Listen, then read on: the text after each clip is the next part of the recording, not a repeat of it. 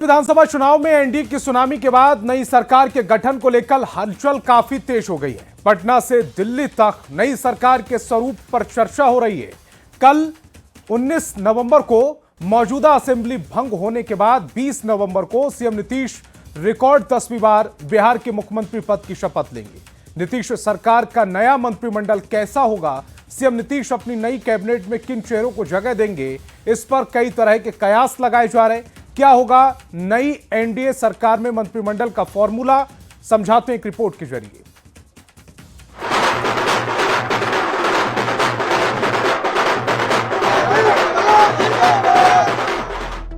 बिहार चुनाव में प्रचंड जीत के बाद नीतीश कुमार के नेतृत्व में नई एनडीए सरकार के गठन की प्रक्रिया तेज हो गई है।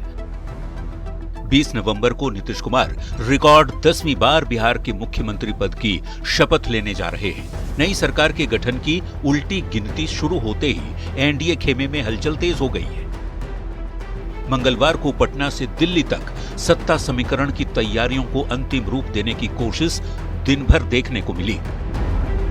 सुबह करीब 11 बजे जेडीयू के राष्ट्रीय कार्यकारी अध्यक्ष संजय झा केंद्रीय गृह मंत्री अमित शाह के आवास पर पहुंचे और बीजेपी अध्यक्ष जेपी नड्डा की मौजूदगी में केंद्रीय मंत्री ललन सिंह के साथ मिलकर चारों नेताओं ने करीब 3 घंटे तक नीतीश कैबिनेट के नए स्वरूप पर मंथन किया।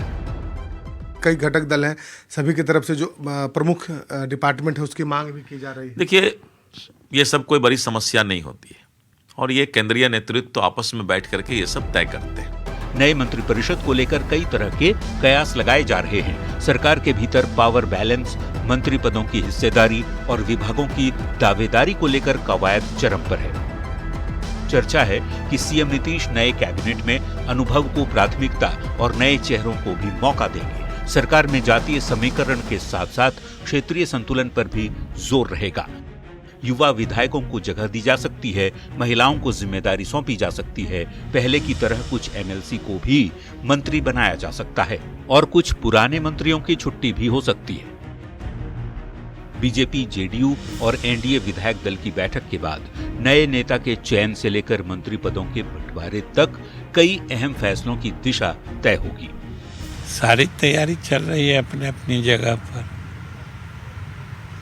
बातचीत चल रही है विभिन्न पार्टियों में और चीजें समय से तय हो जाएंगी। नीतीश सरकार में बीजेपी, जेडीयू, एलजेपी-आरवी, हम और आरएलएम से कितने कितने मंत्री हो सकते हैं, इस पर भी मंथन जारी है। अमित शाह के आवास से संजय झा और ललन सिंह के निकलने के बाद जेपी नड्डा के साथ गृह मंत्री ने अलग से बातचीत की। बिहार बीजेपी प्रभारी विनोद तावड़े और चुनाव प्रभारी धर्मेंद्र प्रधान ने भी बीजेपी कोर ग्रुप की प्राथमिकताएं पार्टी नेतृत्व के सामने रख दी है। नीतीश जेडीयू से पुराने चेहरों को मौका दे सकते हैं, लेकिन बीजेपी कोटे के मंत्रियों में बड़ा बदलाव देखने को मिल सकता है।